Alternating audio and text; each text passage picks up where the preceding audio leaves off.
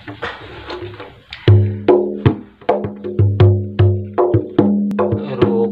Islam keempat adalah puasa di bulan Ramadan, bulan suci kita, bulan yang agung, banyak keberkahannya.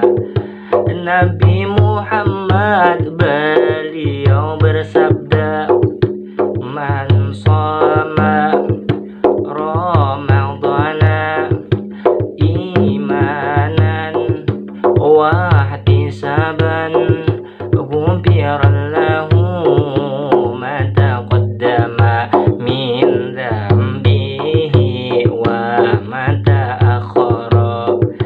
Yang artinya inilah tentunya, barang siapa di bulan Ramadan dia berpuasa karena iman dan mengharap pahala, maka diampuni oleh Allah dosanya, dosa yang akan datang atau dahulu kala.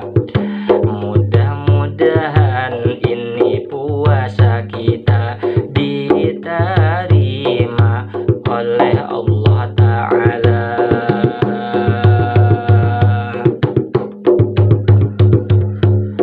Allah Ta'ala